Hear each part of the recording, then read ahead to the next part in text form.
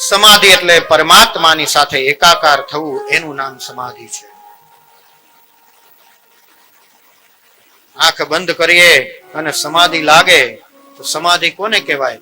તો કે પરમાત્માની સાથે આ જીવને એકાકાર કરવો એ સમાધિ છે.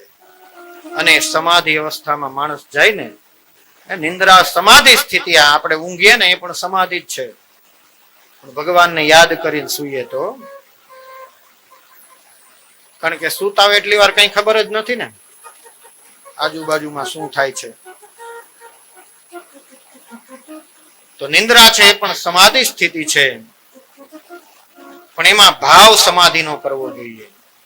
અહીંયા આચમન પ્રાણાયામ કરી અને સમાધિસ્થ થયા વ્યાસજી, અને સમાધિસ્થ થયા, સમાધિ લાગી, પરમાત્મા સાથે એકાકાર થયો. મેં કહ્યું ને આગળ કે આ સમાધિમાં લખાયેલો ગ્રંથ છે, એટલે આને આપણે જેટલું કહેવામાં આવ્યું ને એના કરતા પણ વિશેષ આના અર્થો છે. શ્રીમદ ભાગવતજીની જે વાતો અહીંથી કહેવામાં આવે છે ને એના કરતા વિશેષ અને ડીપમાં એના અર્થો છે. એ પણ સાથે સાથે સમજવાના છે.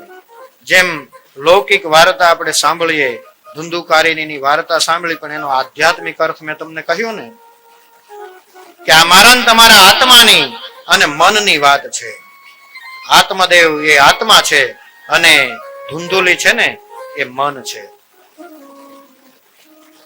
હકીકતમાં મન ધુંધુલી જેવું જ હોય ને.